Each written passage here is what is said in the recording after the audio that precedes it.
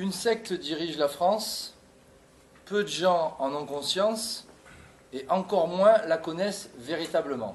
Alors avant de commencer d'entrer dans le vif du sujet, j'aimerais remercier Benjamin pour son invitation et les Hommes Libres, ce qui me permet de traiter de ce sujet en trois parties, c'est-à-dire d'abord, ça va être d'abord sur l'anti-France, un mot sur l'anti-France, ensuite sur la franc-maçonnerie, de manière assez synthétisée, et aussi, troisièmement, sur les réseaux qui gravitent autour de la franc-maçonnerie, et qui sont aussi, d'ailleurs, dans le désintérêt de la France. Alors pourquoi ce sujet, la franc-maçonnerie et l'anti-France?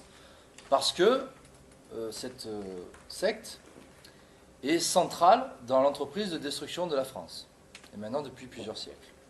Alors, tout d'abord, comment se manifeste cette anti-France? Quels sont ses principaux axes? À mes yeux, il y en a 4. Il y a sur le plan financier, donc matériel, au niveau spirituel et religieux, sur le plan ensuite identitaire, et enfin sur le plan au niveau familial. Alors tout d'abord, sur le plan financier, cette anti-France s'établit par le biais de la dette souveraine. Dette souveraine qui est l'arme de destruction massive monétaire des nations, notamment par le biais du FMI sur le continent européen. Et donc, dans quel intérêt? Celui de la haute finance, de banques privées, de financiers apatrides, dont on sait, cette haute finance, qu'elle est, depuis maintenant de plusieurs siècles, intimement liée à la haute maçonnerie. Donc ça, c'est un premier point. Le deuxième, c'est sur le plan spirituel et religieux, et donc idéologique, par l'éradication de la chrétienté. Et là, nous allons voir, citations et documents à l'appui, que la franc-maçonnerie n'est rien d'autre que la contre-église. Troisièmement, sur le plan identitaire, par le biais, donc cette destruction de la France s'établit par le biais de l'immigration-invasion, qui a pour but, outre le dumping social, l'abaissement du coût du travail, qu'il y ait une substitution de population. Et une nouvelle population en France, dont les racines d'ailleurs sont très peu chrétiennes, soit dit en passant. Cela débouche aussi sur l'idéologie du métissage. En gros, substitution de population plus idéologie du métissage égale destruction de l'identité française. Remarquons d'ailleurs que cette politique immigrationniste est vivement encouragée à la fois par les intellectuels juifs, cosmopolites, comme Attali, Alain Menck, la liste est longue, les Guy Sormand, mais aussi par la franc-maçonnerie. Le quatrième point, c'est la destruction de la famille. Alors il faut entendre par destruction de la famille traditionnelle, la cellule familiale. Cette destruction fut planifiée dans des documents maçonniques il y a maintenant plusieurs siècles, puisque on les retrouvait dans les documents de la haute vente qui datent des années 1820, 1830, 1840, où il était clairement mentionné qu'il fallait populariser le vice dans les multitudes, il fallait s'attaquer à l'autorité du père, à la maternité de la mère, où était spécifiée la désobéissance des enfants envers leurs parents. En gros, tout ce qu'on retrouvait dans ces documents-là, c'était parfaitement l'anti-évangile, ces documents de la haute vente. La franc-maçonnerie, dans son entreprise de destruction de la famille, va trouver des alliés de poids à travers certains lobbies. Je pense notamment au lobby LGBT, donc gays, bisexuels et transsexuels, dont le principal argentier est l'homosexuel Pierre Berger. Alors ce lobby fait pression à la fois sur le plan idéologique et médiatique, mais aussi législatif, dans un but contre nature. On a pu s'en rendre compte avec la théorie du genre, mais aussi le mariage sodomite, le mariage pour tous. et ce, au nom de l'égalité en droit. Ce qui est, en quelque sorte, assez logique, puisque le dogme dominant, avec la République française, c'est les droits de l'homme. Donc, c'est assez logique, de la part de ce lobby-là, qu'il y ait, au nom de l'égalité en droit, cette demande que les homosexuels aient les mêmes droits que les hétérosexuels. C'est la revendication qu'on peut entendre dans les médias de la part de ces activistes féministes notamment. Alors justement, le lobby féministe aussi, qui est un allié de poids de la franc-maçonnerie. Alors chacun a pu voir l'activisme des Femen, qui s'est largement répandu dans les médias. Toute cette propagande aussi, tout cet activisme que l'on retrouve depuis des décennies à travers des personnalités comme Gisèle Halimi, Elisabeth Badinter, et puis aujourd'hui, plus récemment, celle qui a repris le flambeau, c'est Caroline Forest. Mais cette propagande féministe, ce qu'il faut savoir, c'est qu'elle s'établit sur notre argent. À titre d'exemple concret, l'association FIT, qui est dirigée par une certaine Séverine Lemierre, qui est une proche de la socialiste franc-maçonne Najat Vallaud-Belkacem, son association FIT a reçu en 2012 une subvention de 1 million d'euros. Donc, ce lobby-là, dont le but est de monter la femme contre l'homme au nom de l'égalité en droit, sa propagande à ce lobby-là se produit sur l'argent du contribuable. Alors il y a l'anti-France affichée. Il y a cette anti-France qui imbibe les médias, que l'on retrouve presque lorsqu'on sort de la rue, lorsqu'on allume la radio ou la télévision. Que ce soit lorsqu'on met TF1, Canal+, ou encore ce matin j'étais à l'hôtel, je prenais le petit déjeuner et j'avais droit à Skyrock, avec des paroles de rappeurs complètement anti-françaises, anti-patriotes. Il y a aussi les textes de chansons récemment de Raphaël ou du protestant Renaud. Donc des rappeurs aussi. Il y a, lorsqu'il y a un match de football, l'hymne national qui est sifflé. Toute cette idée de patrie et de France qui est vomi par quiconque est absorbée par l'idéologie dominante. Et donc tout ceci est d'ailleurs largement répandu et relayé par les médias dominants depuis longtemps. Comme il y a cette anti-France, il y a aussi cet anti-catholicisme, cette anti-chrétienté qui est affichée, notamment lorsque des églises sont profanées, lorsque médiatiquement des hommes d'église sont très souvent calomniés, sont traités de tous les noms, d'arriérés, de ringards, de pédophiles aussi d'ailleurs, souvent c'est homme d'église égale pédophile, on retrouve cette idée. Lors de l'activisme des Femen aussi, qui est particulièrement blasphématoire. Et puis, récemment, lors de certains propos, notamment du franc-maçon socialiste et ex-ministre de l'Éducation nationale Vincent Peillon, qui a déclaré récemment, je cite, « Le catholicisme est incompatible avec la liberté. On ne pourra jamais construire un pays de liberté avec la religion catholique. » Sous-entendu, voilà, il faut faire de la France un pays de liberté, et donc il faut la suppression du catholicisme en France. À travers les propos aussi de Pierre Berger, que je citais précédemment, qui lui a déclaré sur une radio « Je suis pour la suppression intégrale de toutes les fêtes chrétiennes, et ce au nom de la laïcité. » Ce qui en soi est cohérent, au nom de la laïcité. Et puis il y a eu aussi les propos de Yann Brossat, ce qui ne m'étonnerait pas du tout qu'il soit franc-maçon, je cite. Yann Brossat nous disait qu'il faut remplacer la basilique du Sacré-Cœur à Paris par un espace dédié à la solidarité. Donc lui, il veut s'attaquer au patrimoine culturel de la France. tout comme Jacques Sapir, qui, au sujet de la basilique, il disait « Cette basilique a été construite en 1873, je suis pour la dynamiter ». Alors voilà, hein, et alors là, c'est quelques exemples, mais ces exemples-là, à travers les propos d'Attali, de Cohn-Bendit et de toute la clique, on les retrouve hein, depuis des décennies. Donc il y a cette anti-catholicisme, cette anti-chrétienté, cette anti-France qui est clairement affichée et qui est parfaitement visible.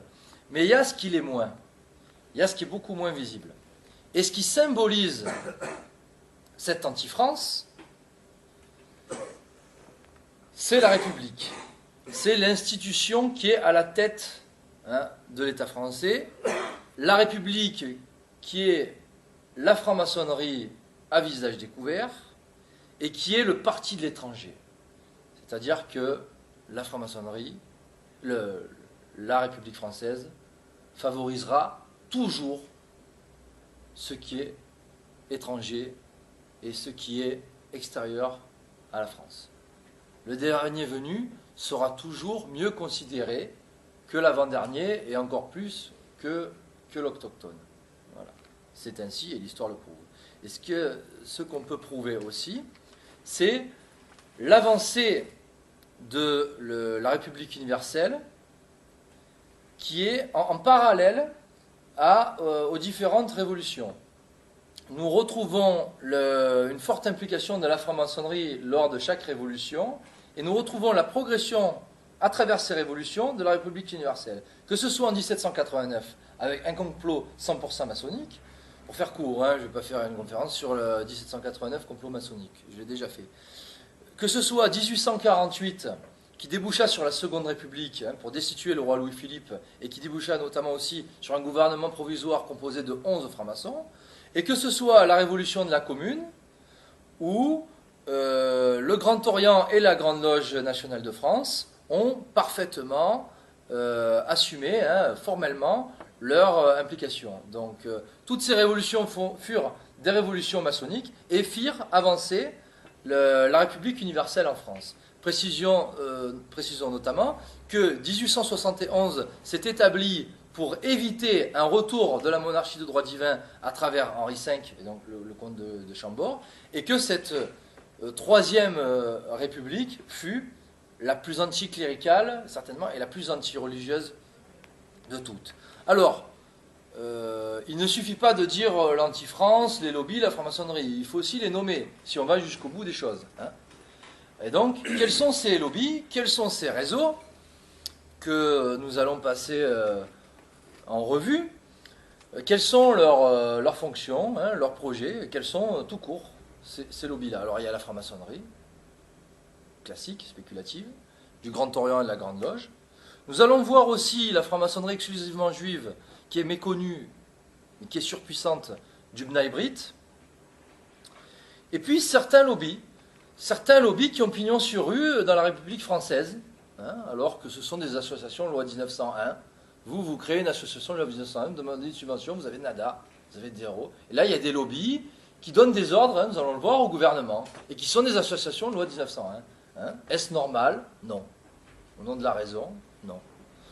Et ces lobbies-là, nous allons voir, hein, le CRIF, la LICRA, SOS Racisme, notamment. Nous allons voir aussi certains think tanks, et puis d'autres lobbies, comme le Siècle, ou encore la FAF. Alors, une constante par rapport à tous ces réseaux que je viens d'énumérer, c'est que, comme par hasard, ils sont tous au service d'une nation étrangère, en l'occurrence Israël.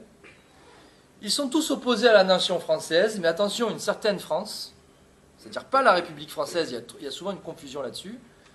Ils sont tous opposés à la France fille aînée de l'Église catholique. C'est important de le préciser. Ils sont tous dans l'intérêt du judaïsme talmudique, du judaïsme international, mais ce qui est logique, puisqu'ils sont au service d'Israël. Ils sont tous donc contre le Christ et son corps mystique, qui est l'Église catholique. Alors une simple remarque avant de commencer, remarque un peu amusante. De quoi a-t-on le droit de se moquer aujourd'hui en France en 2014 ?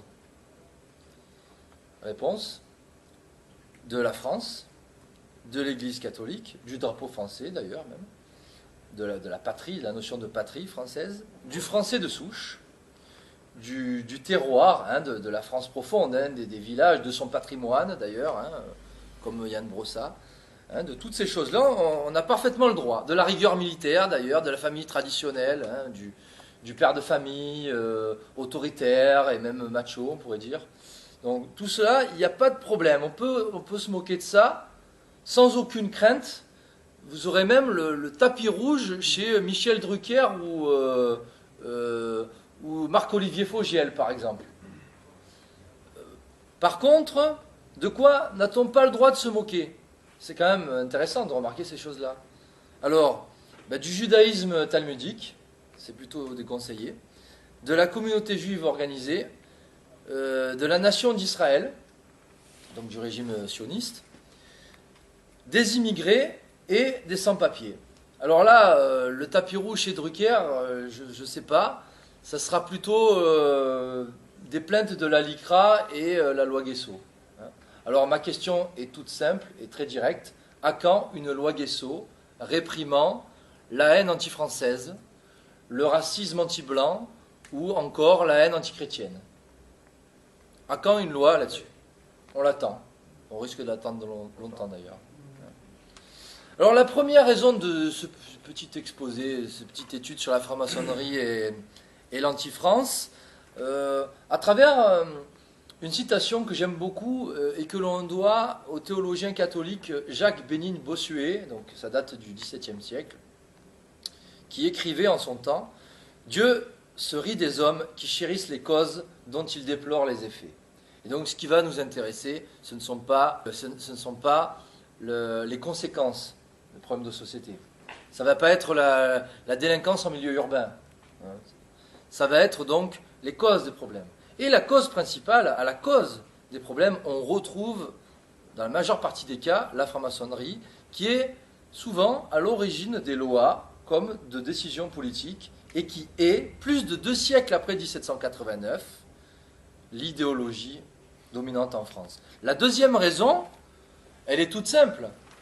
C'est le point commun qu'il y a entre tous ces hommes politiques au pouvoir, qu'ils soient de gauche, de droite, du centre, d'extrême gauche comme d'extrême droite, que ce soit Jean-François Copé, Alain Juppé, Nicolas Sarkozy, François Hollande, Pierre Moscovici, Arnaud Montebourg, Manuel Valls, un peu plus à gauche avec Jean-Luc Mélenchon, un peu plus à droite avec Louis Alliot ou Gilbert Collard. Le point commun, et même si on remonte bien avant, avec les d'Alembert, Diderot, les Voltaire, les Mirabeau, Lafayette, un peu plus tard avec Napoléon Bonaparte, ou encore un peu plus tard avec Adolphe Crémieux, le point commun entre toutes ces personnes qui ont fait l'histoire de France depuis précisément 1789, c'est qu'ils sont tous francs-maçons, ceux qui sont au pouvoir. Donc ça devrait quand même inciter la jeunesse qui va voter à se poser la question, quel est le vrai pouvoir? Et donc, autre question légitime, qu'est-ce que la franc-maçonnerie? Alors la franc-maçonnerie est une société secrète, plus précisément une superposition de sociétés secrètes, où ce qui s'enseigne, ce qui se dit dans les hauts grades, n'est pas forcément transmis dans les bas grades, et même le plus souvent caché aux bas grades. Cette société secrète est séculaire, elle date maintenant de plusieurs siècles. Elle est aussi universelle, c'est-à-dire qu'elle ne s'applique pas seulement en France, hein, mais à toutes les nations de la planète. Sa structure est pyramidale, c'est-à-dire que son mode de fonctionnement est même vertical, c'est-à-dire que si les consignes descendent, les infos remontent. C'est un peu comme dans une entreprise d'ailleurs, hein, mais dans le secret. Dans le secret. La franc-maçonnerie est, comme je le disais tout à l'heure, la contre-église. Elle fut, dès le départ, en directe opposition aux 2 piliers de la chrétienté que sont la papauté, la royauté, le trône et l'autel, la monarchie et l'église catholique. Dès le départ, c'est une création juive, hein, qui est impliquée dans toutes les révolutions antichrétiennes qui ont parcouru l'histoire. Et donc, on peut en tirer la conclusion, et on va le voir à travers certaines citations de documents officiels, que la franc-maçonnerie est la contre-église. Cette société secrète a toute une secte, c'est-à-dire qu'elle a une fausse illumination, hein, elle est dans la fausse divinité d'un gadlu qui est abstrait. Elle diffuse de faux principes qui sont issus de la révolution de 1789.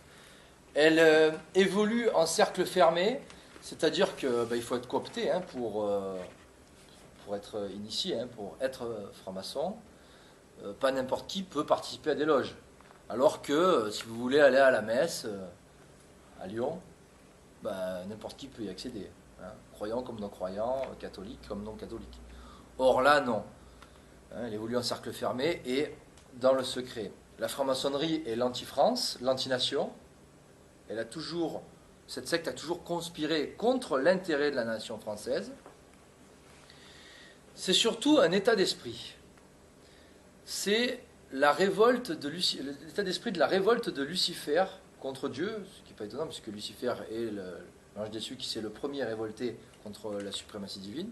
C'est l'état d'esprit de l'orgueil de l'homme surtout, de la rébellion contre Dieu, la rébellion contre l'ordre naturel voulu par Dieu, dans la nation, mais aussi dans la cité, ainsi que dans la famille. La franc-maçonnerie, c'est aussi une gnose, c'est-à-dire une connaissance, un enseignement qui passe obligatoirement par une initiation, et où l'intelligence humaine dans cette gnose est divinisée, et où elle va même aller jusqu'à l'infini. Où on va être tantôt, alors on va voir hein, les sortes de pseudo-croyances qu'on retrouve dans la franc-maçonnerie, on va être dans le culte de l'homme comme dans le culte de Lucifer. La franc-maçonnerie est l'alliance concrète entre le juif et Satan, par le mensonge et le secret, et en cela, elle est, d'après l'expression de l'Apocalypse selon saint Jean, la synagogue de Satan. Et in fine, elle est l'instrument de domination du judaïsme international, puisqu'on a pu s'apercevoir qu'à sa tête, on retrouve essentiellement et presque exclusivement même des membres de la communauté juive organisée. La force de la franc-maçonnerie réside dans le secret. Et d'ailleurs, une circulaire du Grand Orient le confirme. Elle nous indique une institution qui connaît le monde et n'est pas connue de lui, est d'une puissance irrésistible, car aucun élément étranger ne l'altère ni ne la dénature.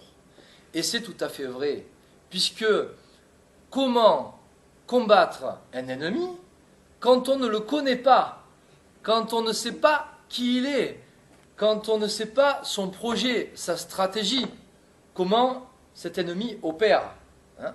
Et c'est tout à fait le cas de la franc-maçonnerie, synagogue de Satan, qui agit, qui évolue dans le mensonge et le secret.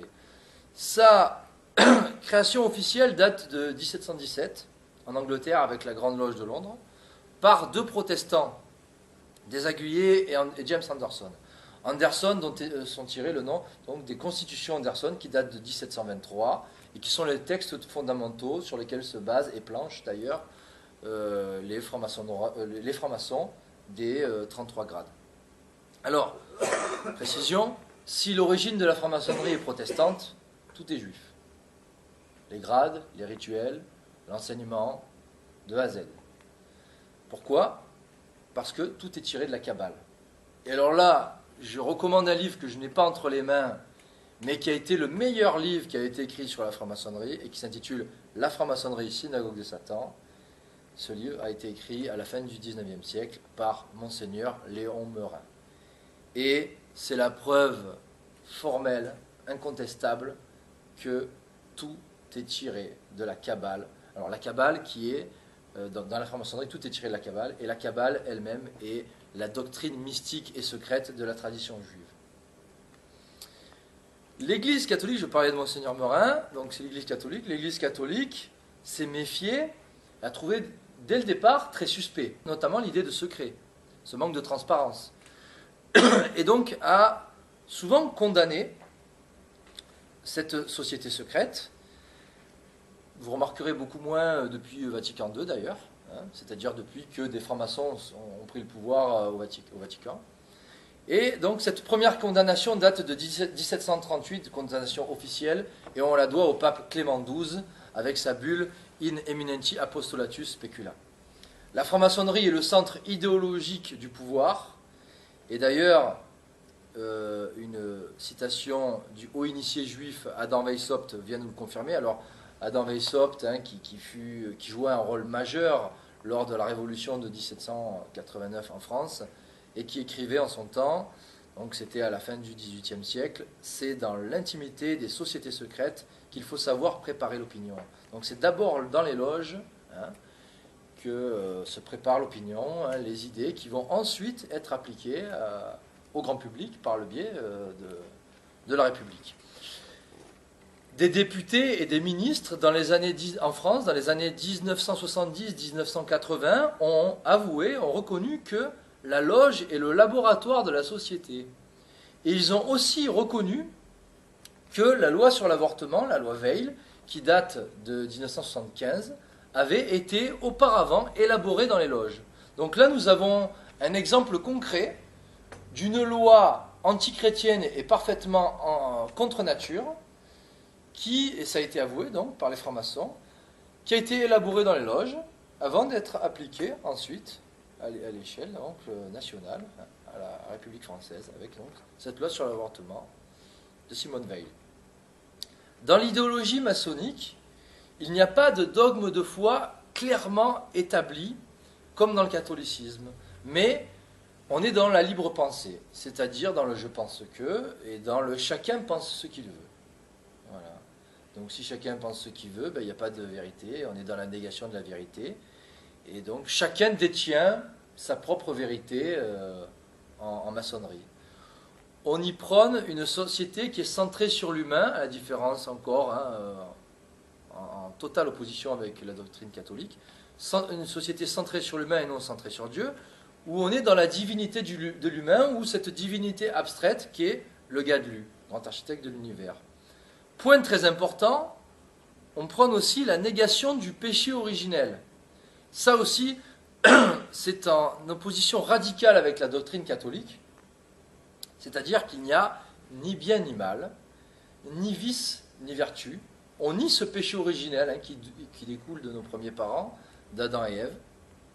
Et donc cela rejoint l'idée de Rousseau, c'est-à-dire que l'homme est naturellement bon.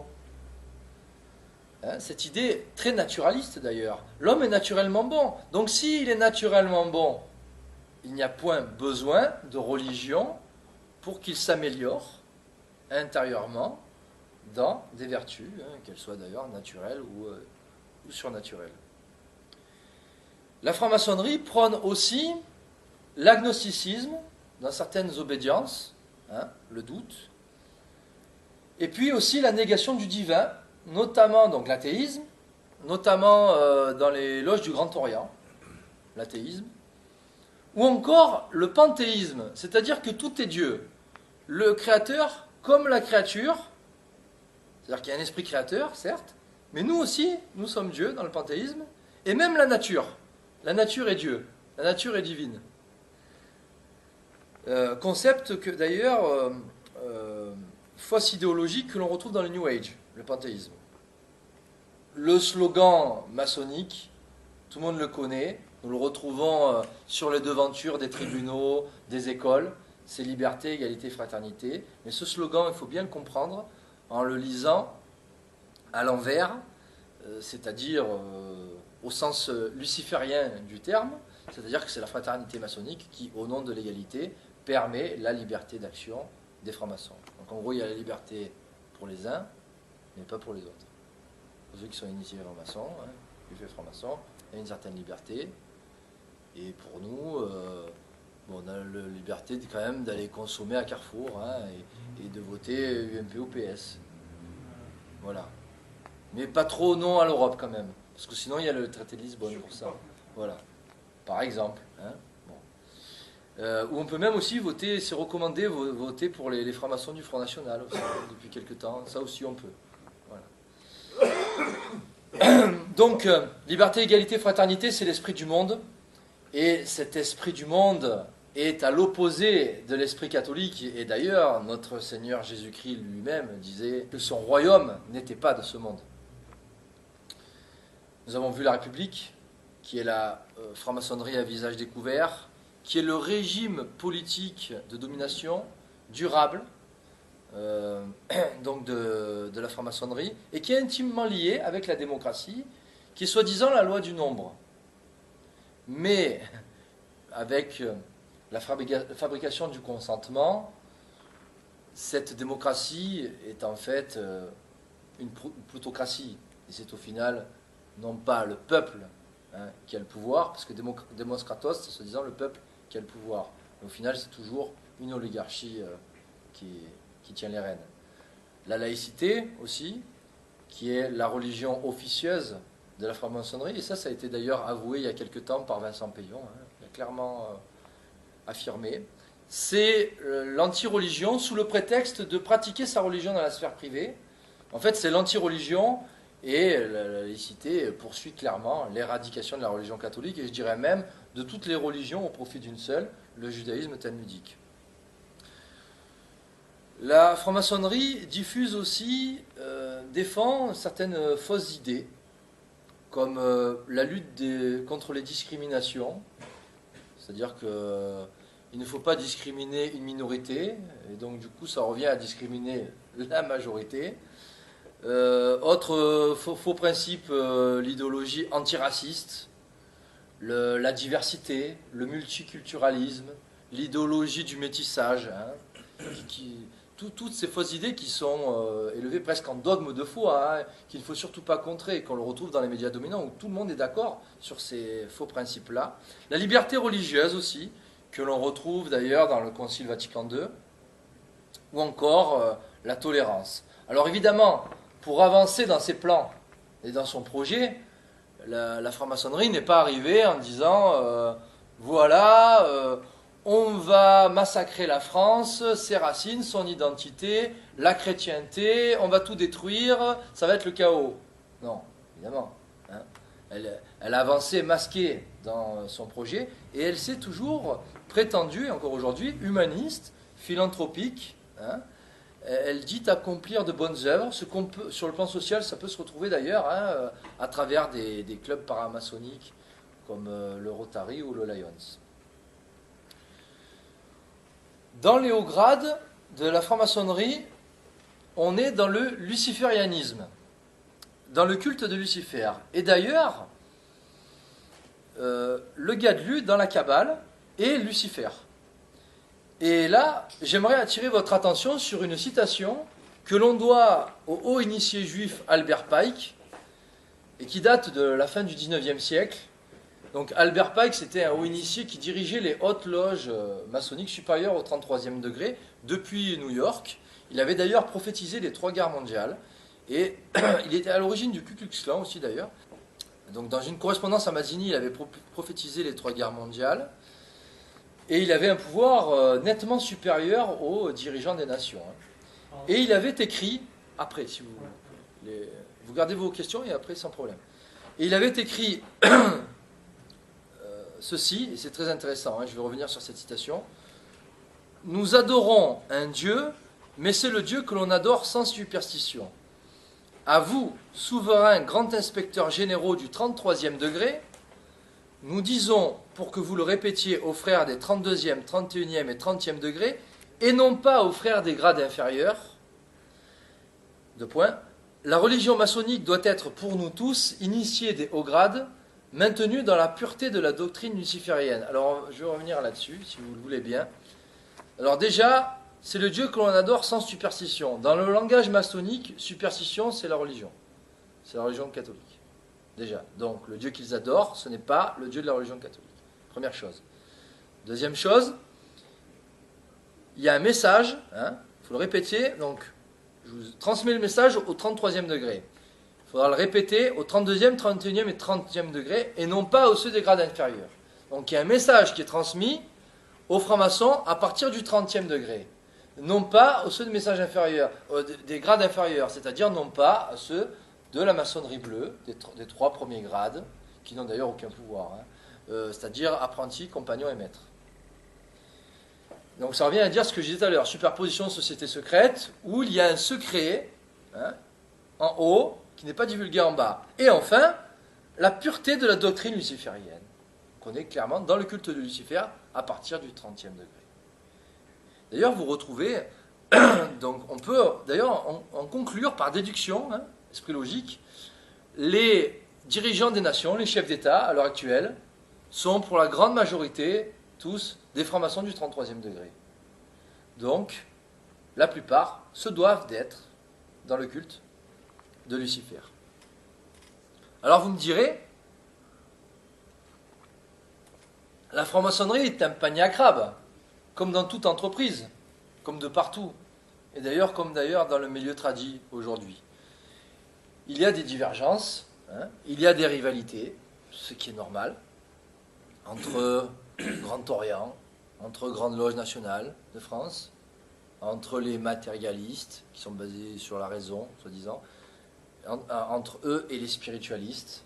Mais vous remarquerez qu'il y a un but commun entre Attali, Mélenchon, Sarkozy, Hollande, Alain Bauer, hein, toute la clique. C'est cette anti-chrétienté et cet anti-patriotisme français.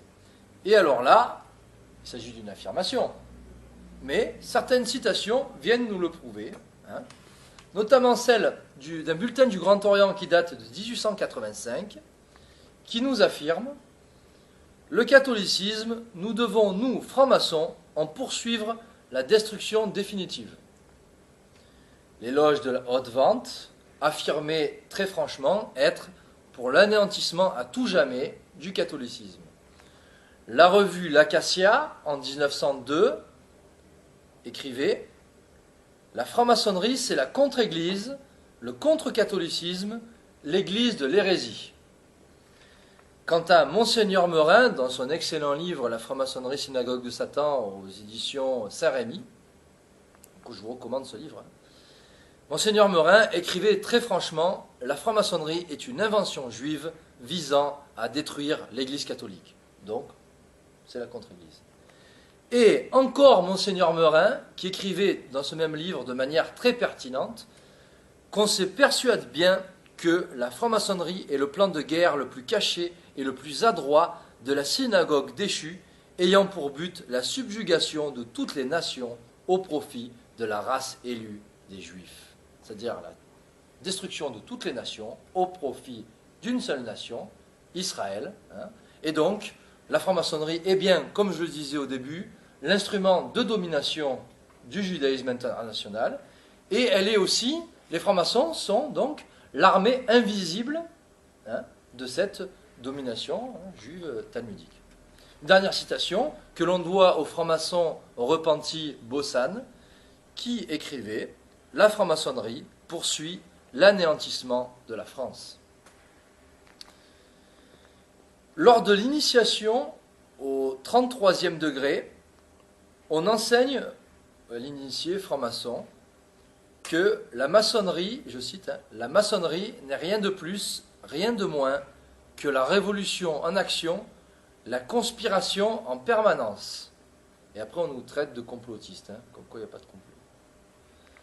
Alors oui, c'est la révolution en action, c'est la conspiration en permanence. Oui, mais pas non plus dans tous les cas. Alors, sauf que la franc-maçonnerie est modulable. C'est-à-dire qu'elle va être conservatrice sous une république, puisqu'elle va être au pouvoir, sauf dans certains cas où il y aura, elle cherchera à une substitution de pions à la tête d'un État, et je pense notamment au Chili le 11 septembre 1973. C'est un franc-maçon qui était à la tête du Chili. Voilà. Il y a eu un coup d'État, et ce fut ensuite un autre franc-maçon, Pinochet, qui succéda, et donc ce fut l'action souterraine de la franc-maçonnerie. Donc, conservatrice sous une république, comme actuellement en France, mais surtout révolutionnaire à travers l'histoire du mouvement national mondial depuis plusieurs siècles, c'est-à-dire révolutionnaire face à des monarchies chrétiennes ou à des nationalismes à renverser. Et alors là, ce ne sont pas les exemples qui manquent.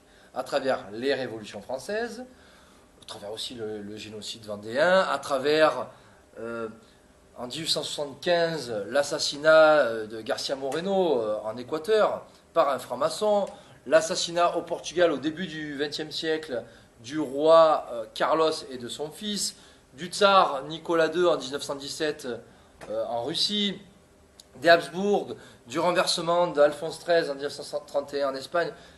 À chaque fois, on retrouve l'implication, l'action souterraine et occulte des loges, notamment celle du Grand Orient, mais aussi du Bnai Brit. Voyons maintenant son influence au sein du pouvoir, en particulier en France, et voyons d'abord une citation que l'on doit à un haut initié juif qui se nommait Ragon, qui écrivait que tout profane qui se fait recevoir maçon cesse de s'appartenir. Alors ça veut dire quoi? Ça veut dire que quand on entre en maçonnerie et qu'on est donc au premier grade d'apprenti, on n'est plus libre. On appartient à la secte. Ça veut dire qu'au plus on monte en grade, et au moins on est libre. Ça veut dire que cette appartenance prime sur le reste. Et donc, chez un homme politique, son appartenance maçonnique va être très importante. C'est-à-dire que un homme politique du Parti socialiste, qui est franc-maçon, sera d'abord franc-maçon avant d'être socialiste. Un homme politique qui est du Front National sera d'abord franc-maçon avant d'être du Front National. On est d'accord? Donc les gens, et comme à la tête des partis politiques, on retrouve aujourd'hui une écrasante majorité de francs-maçons, que l'électeur lambda vote à gauche, comme à droite, comme au centre, comme à l'extrême gauche, comme à l'extrême droite, il votera au final franc-maçonnerie, synagogue de Satan. Voilà. C'est clair et net.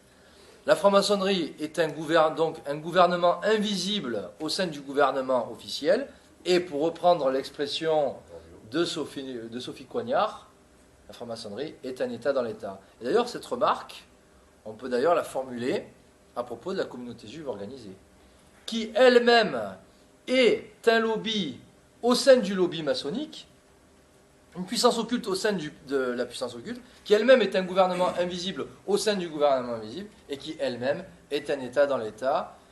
D'ailleurs, il y a un exemple pour nous le prouver, récent, c'est l'affaire Dieudonné. Alors, malgré tout, il y en a peut-être ici qui doutent de ça, du pouvoir de la franc-maçonnerie. J'entends des fois, oui, mais moi j'en connais un, là, il est bas grade, il n'a aucun pouvoir, il galère comme toi et moi. Bon.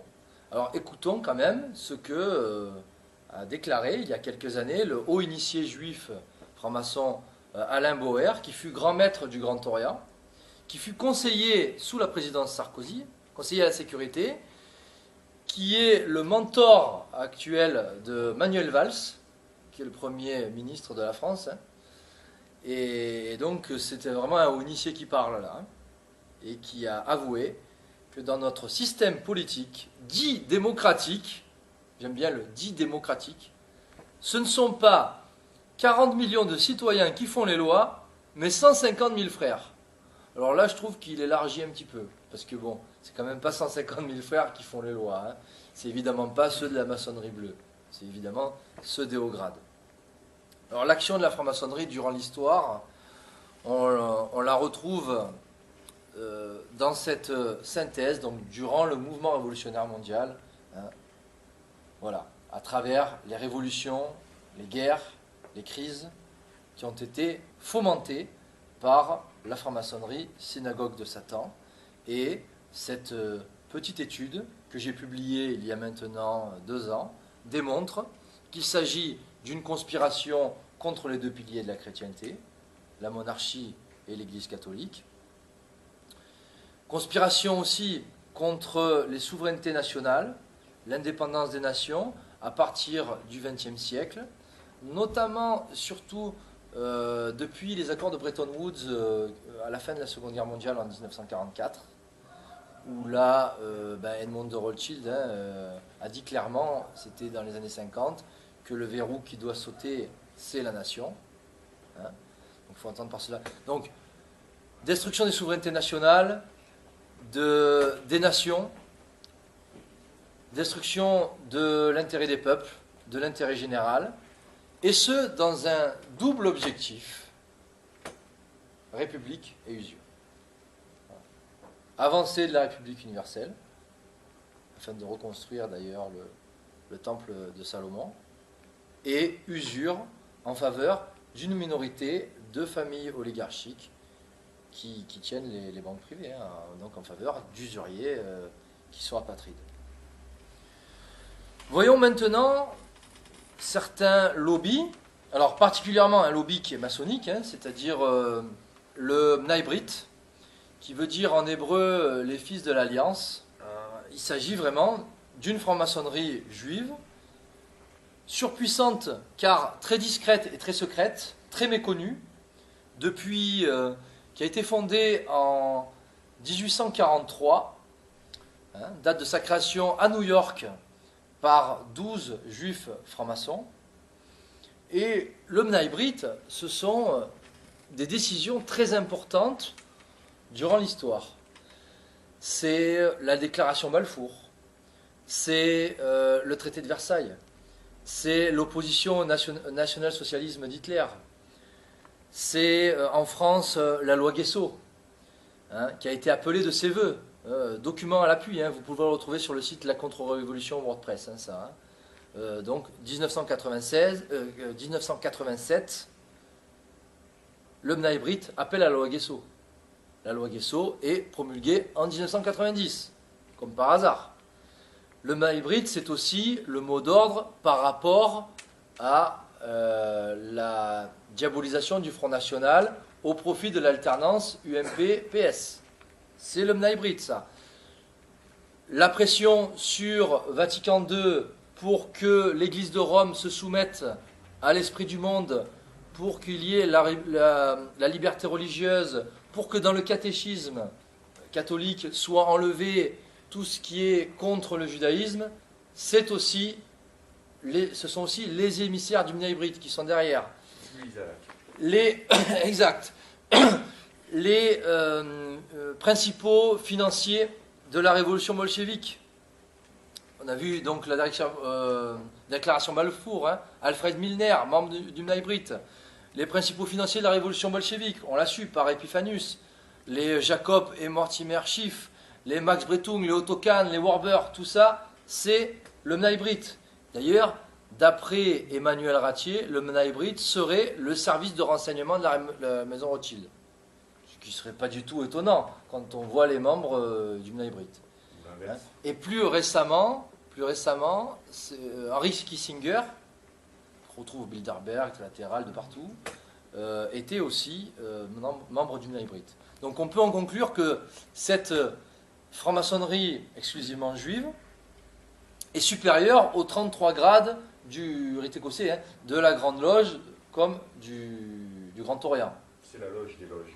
Voilà, qui est supérieure et qui supervise le reste. Sauf que nous n'avons pas la preuve formelle de cela. Hein. On se base quand même sur des écrits, sur du factuel. Hein. Et là, nous n'avons quand même pas la preuve. Par contre, nous avons la preuve qu'un lobby communautaire donne des ordres au gouvernement, avec le CRIF.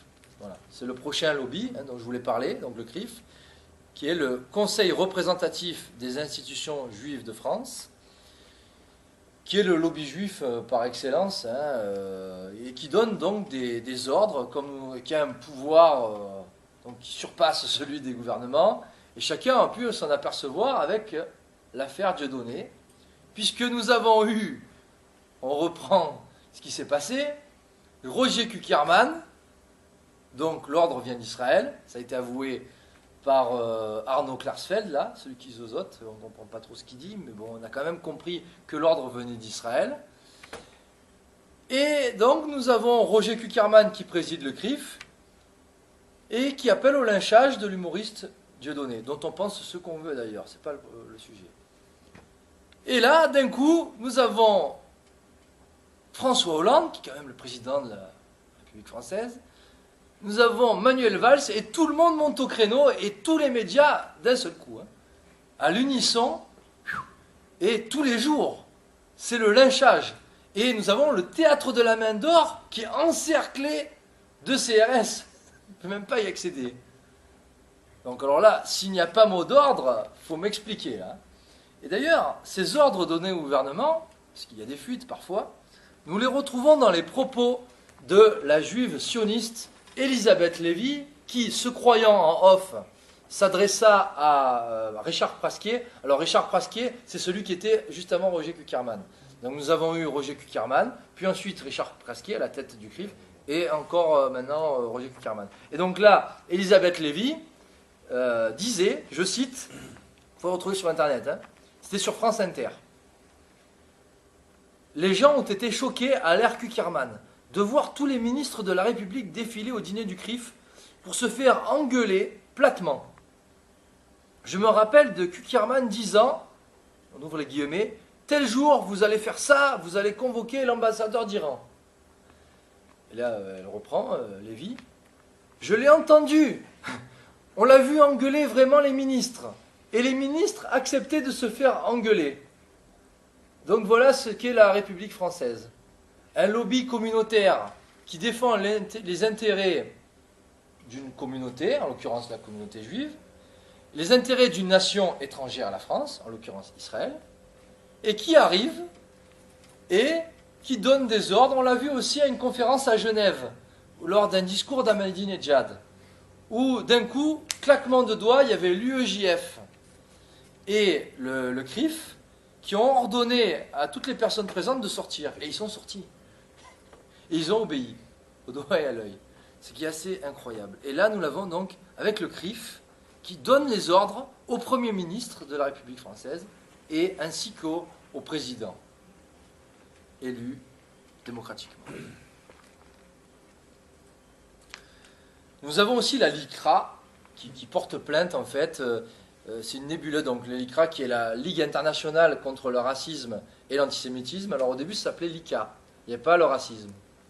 Donc ils ont ajouté ensuite racisme, parce que ça faisait que on prend seulement la défense des juifs.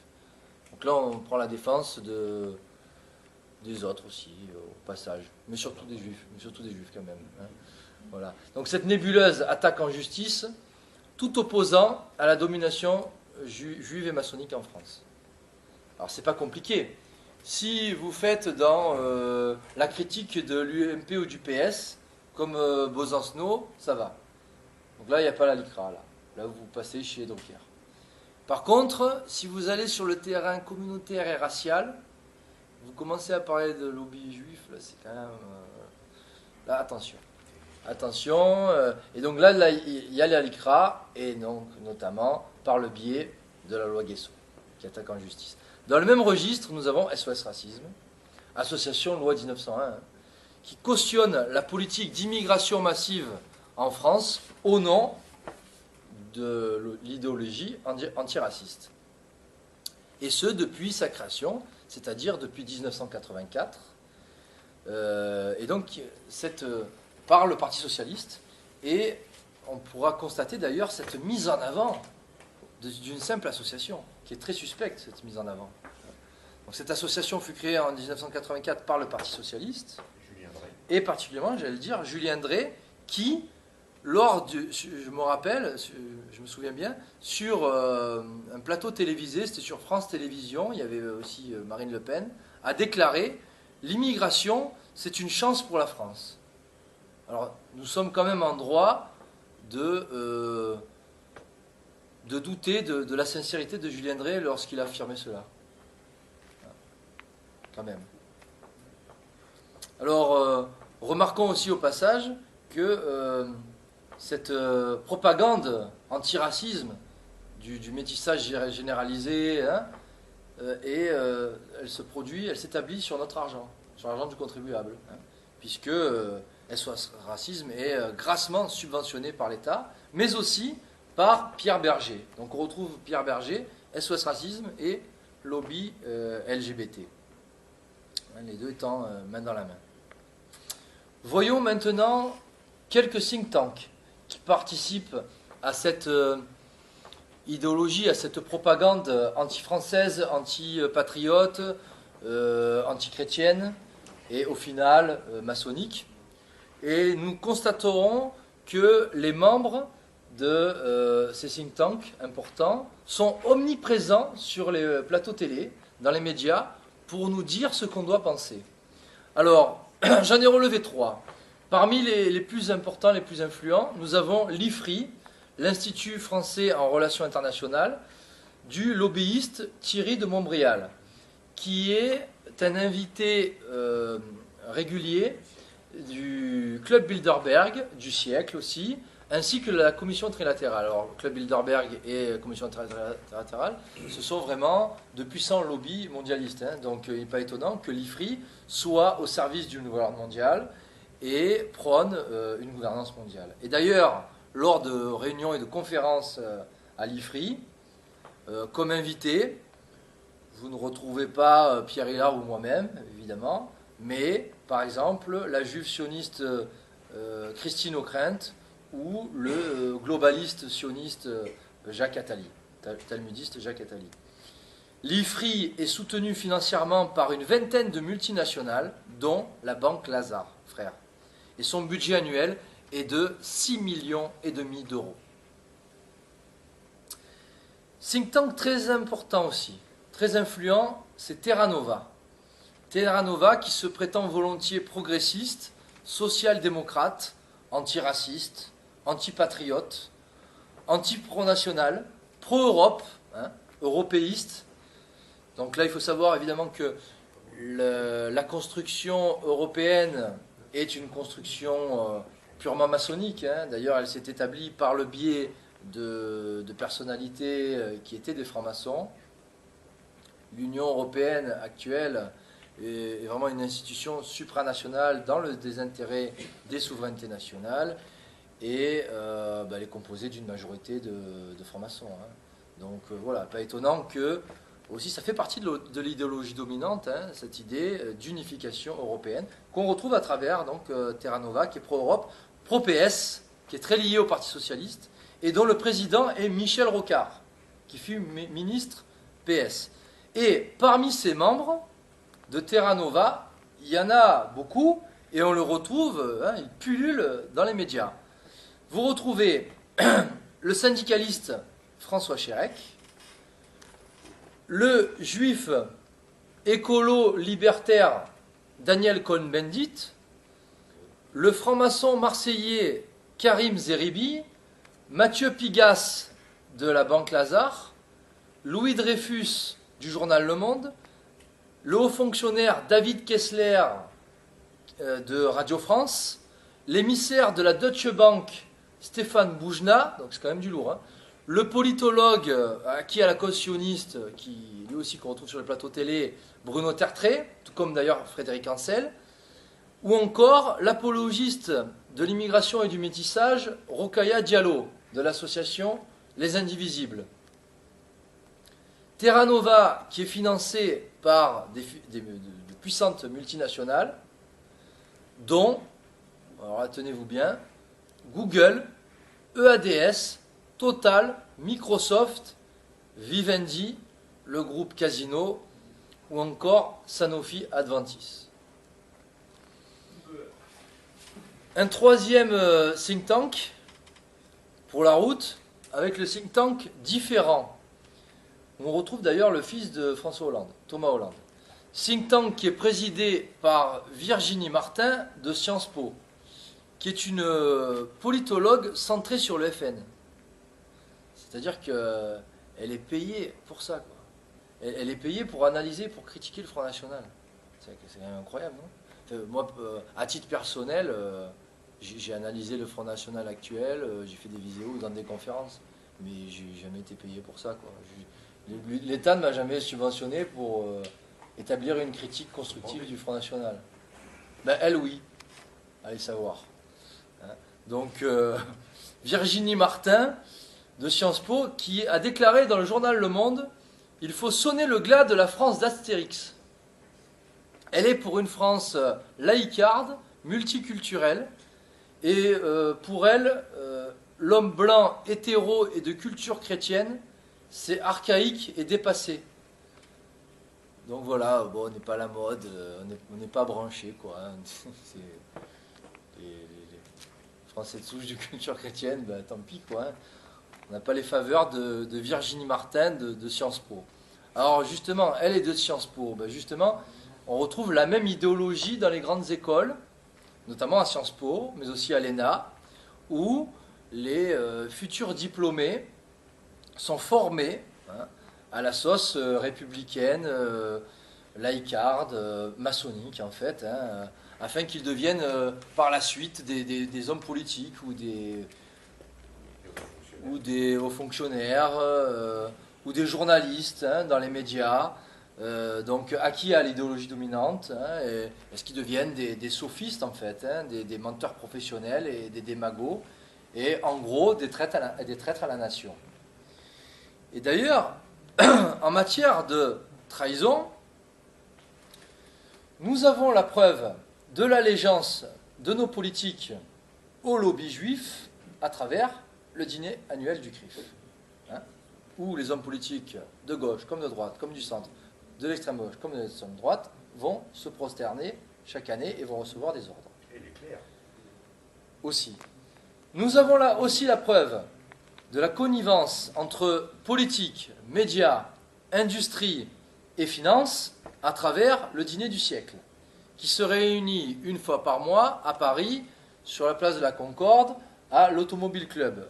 Dîner du siècle qui a été créé par un franc-maçon en 1945, donc encore hein, après la Seconde Guerre mondiale, hein, toujours cet ordre nouveau, toujours passer à autre chose. Donc fondé par un franc-maçon et où il faut être coopté.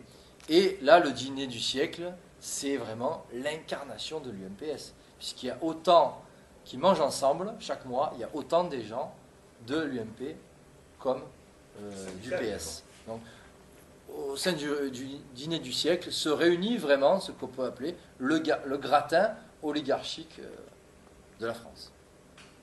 Nous avons aussi la preuve de l'allégeance au sionisme politique et à la nation d'Israël à travers ce très bon livre que je recommande, Sarkozy, Israël et les Juifs, de Paul-Éric Blanc-Rue, qui est la preuve formelle, hein, de manière factuelle et documentée, de l'allégeance des hommes politiques français, qu'ils soient de gauche comme de droite, à la nation d'Israël et au sionisme.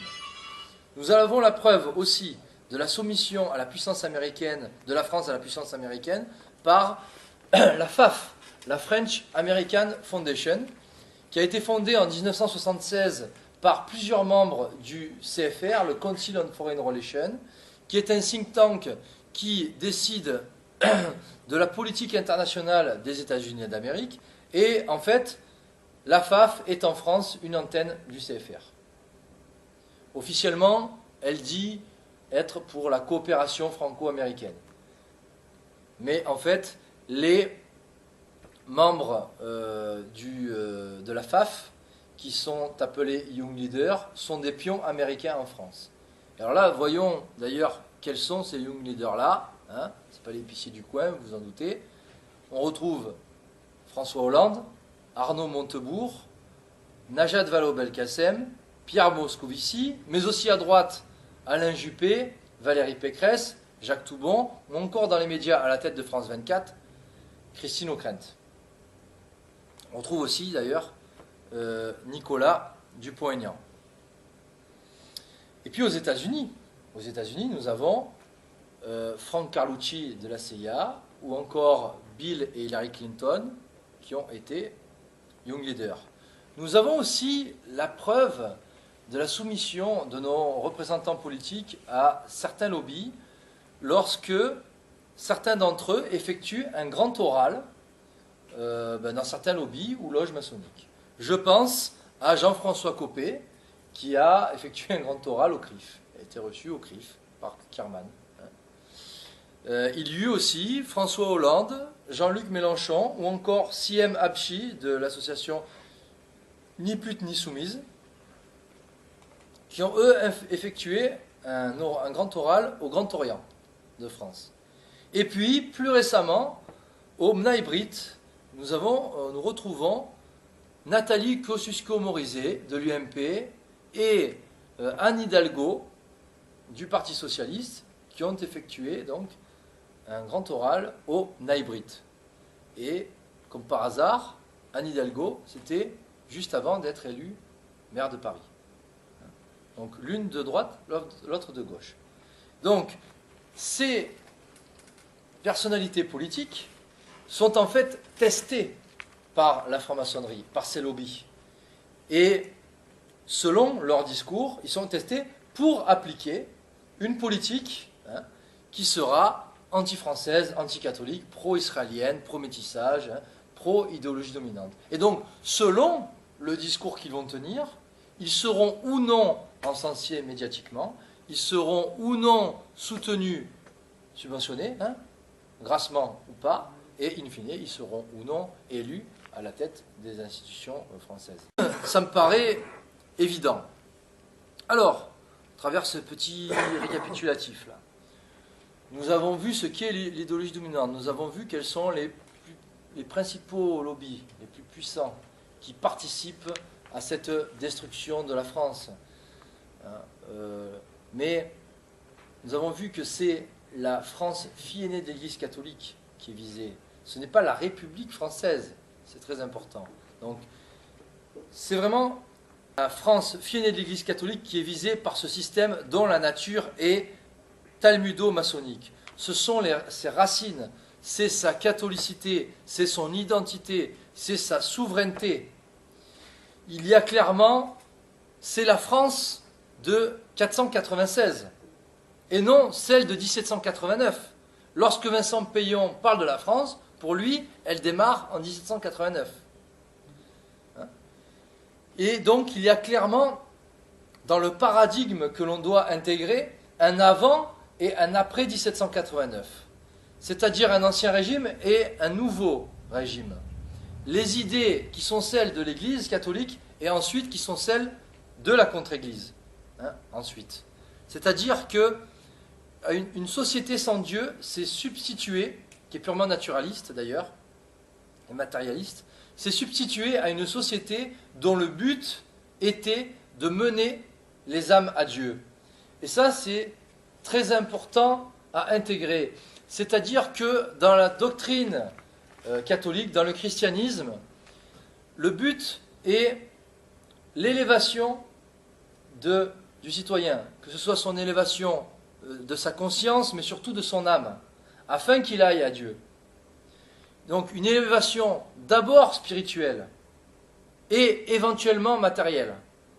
C'est le fameux passage de l'Évangile, cherchez d'abord la justice de Dieu, son royaume, et le reste, c'est à peu près ça, et le reste vous sera accordé de surcroît. Et donc aujourd'hui, on n'est pas du tout dans ces principes-là. On est dans une société sans Dieu, on est sous un régime, sous un nouveau régime, avec la République française. Alors certains me diront, c'est peut-être mieux, sauf qu'on juge un arbre à ses fruits.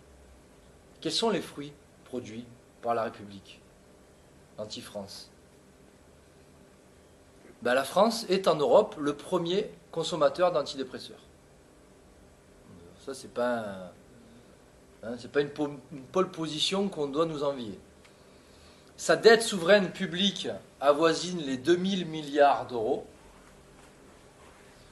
La délinquance, le manque de civisme et d'éducation ne fait qu'augmenter, tout comme le chômage, tout comme toutes ces taxes-là dont on est submergé, les impôts aussi. Et puis sur le plan spirituel et religieux, il n'y a plus de chrétiens, quoi. C'est-à-dire qu'on est dans l'apostasie généralisée, et donc on est dans la damnation des âmes, tout simplement. Donc les idées en place de ce système-là, ce sont celles de la franc-maçonnerie. C'est l'esprit du monde qui est en place et qui produit cela. C'est liberté, égalité, fraternité. Et donc l'antithèse de ce système-là, c'est le règne social de Jésus-Christ. Voilà. C'est l'obéissance au décalogue, c'est les vertus théologales de foi, d'espérance et de charité. Les seules vertus qui mènent à Dieu.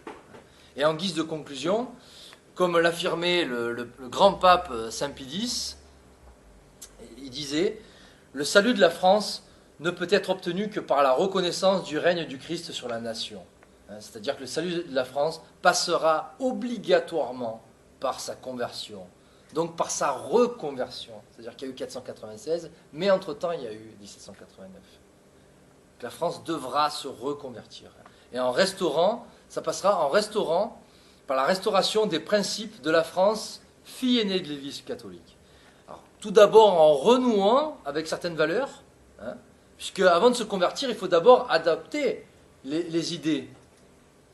Donc d'abord en renouant avec les valeurs chrétiennes, puis en recentrant la société sur le Christ. Telle est la vocation de la France depuis le baptême de Clovis en 496. Et je terminerai par une note d'espoir avec une seconde et dernière citation que l'on doit à Saint Pie X, qui écrivait il y a maintenant un siècle: « Le peuple qui a fait alliance avec Dieu au fonds baptismaux de Reims se convertira et retournera à sa première vocation. » Puisse Dieu l'entendre. Voilà, je vous remercie pour votre attention. J'étais un petit peu long peut-être. Et si certains ont des questions, je suis là pour ça. Voilà.